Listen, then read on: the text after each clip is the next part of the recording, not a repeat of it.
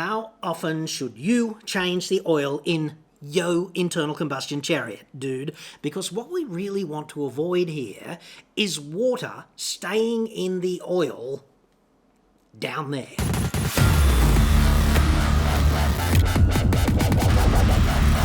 I'm John Cadogan from AutoExpert.com.au, and I get new cars cheap. Australia only, website, card. Now, I've got a question here from Andrew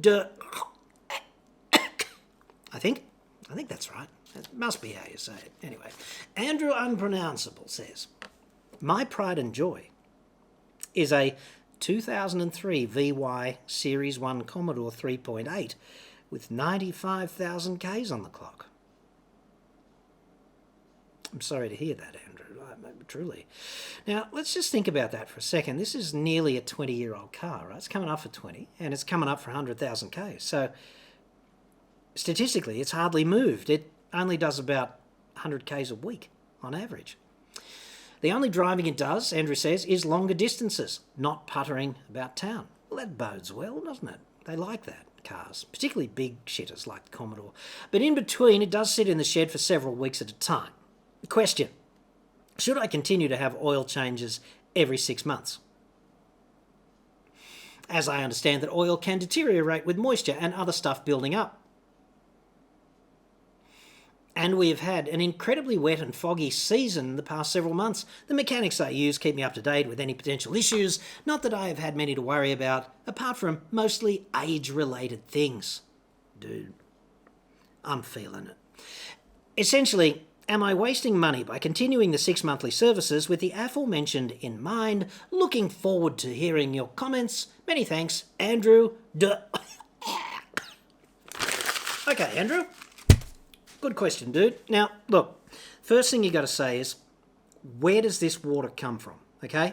And it's got nothing to do with the rain or water vapour in the air, fog, things of that nature, okay?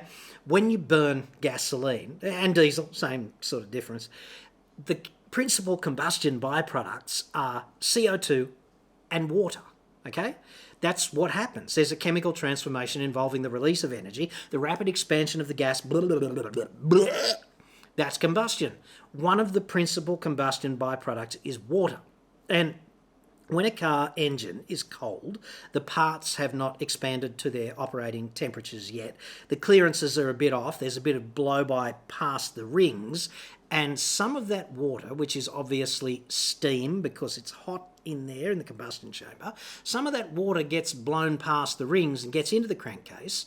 And if you only sort of drive short distances, when you come home or when you stop where you're going, you know, that all cools down and it condenses inside the crankcase and falls into the oil. Next time you start up, that water mixes with the oil because it's a blender down there, right? And ultimately you end up with an emulsion of water and unburnt fuel and a whole bunch of things of that nature. This is if you only drive short distances, dude, okay?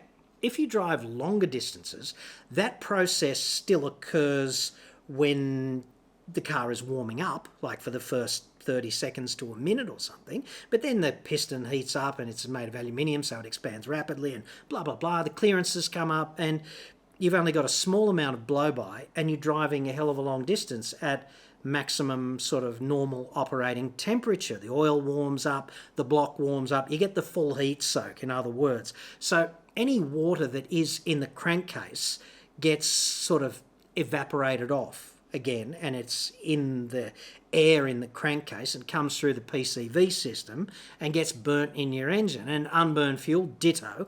Most of those sort of volatile contaminants and the water, they disappear when you drive a long distance. And that's why if you've done, you know, a lot of short distance driving from at any particular time, you might have spent 4 or 5 weeks just dropping the kids off to school and coming home, and particularly in the pandemic, right? You're really not doing much more driving than that, or shops and back, things of that nature. And then you go on a long distance drive, okay, and you drive for a couple of hours. And if you check your oil before you depart, it can be perfect, right? Right up there near the full mark. And then you stop for fuel or something, I don't know, 4 hours later, and you might check the oil at that time. And if you do, you might be somewhat alarmed to see that it has dropped substantially and is closer to the low mark on the dipstick, right? And you think, Jesus, have I got an oil leak? And the answer is no, dude, you don't.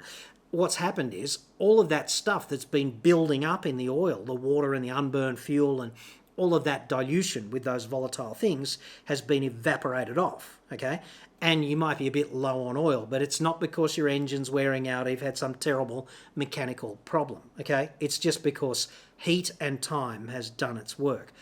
So I'd suggest that if you've been driving long distances, like you've just come back from a 100k drive or something, and which is your weekly driving on average, let's not forget, and the car just sits there, then there's really nothing happening with the oil chemically. It's not heating up, it's not cooling down, it's just fairly stationary doing its thing, which would be not much until the next time you start it up.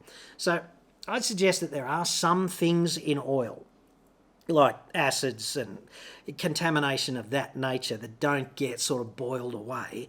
And just as a hedge against any damage in bearings from that kind of crap, just continue to get the oil changed every 6 months. And dude, you're not paying much for your car. Like, you've got to rego it and insure it, sure, but you're really not paying very much to run it because you're not running it very much at all. And you're right that some things just fall apart with age as opposed to distance, but many more things fall apart with distance, and there are many more operating costs that are proportional to distance, okay? So you're not paying much for the car, and with a car of that nature, how much is an oil change really anyway? I mean, you get in the car, you start it, you drive to the mechanic, he does the oil change. Like, if he can't whip it up on the hoist and do the oil change and put it back down and have it parked inside 15 minutes, he's in the wrong job. But I'd suggest it just as a hedge against longevity, because it sounds to me like you love your car, and there's nothing wrong with that. I know I took the piss out of you earlier, but there's nothing wrong with loving your Commodore.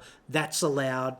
You might as well hang on to it because you don't use it much. What would the benefit be to dropping 20 grand on an upgrade? Not very much. And you might not like that car as much because it'll have a whole bunch of electronic things that give you the shits that you'll have to, accommodate. Now, your car will probably be safer, but, do you really need that? You're not really at risk much because you're not really driving it that much. So for all these reasons, just do the maintenance every 6 months. Whatever else needs doing, it doesn't hurt to have your mechanic just have a little look around while he's sort of down there, so that you can maybe adjust the brakes or adjust the handbrake and things of that nature, just in case. It's always good every 6 months to have someone who knows not to use one of these things when any other option is available. It's always good to have a person just like that have a once over on your car every 6 months, and it doesn't cost you much, dude.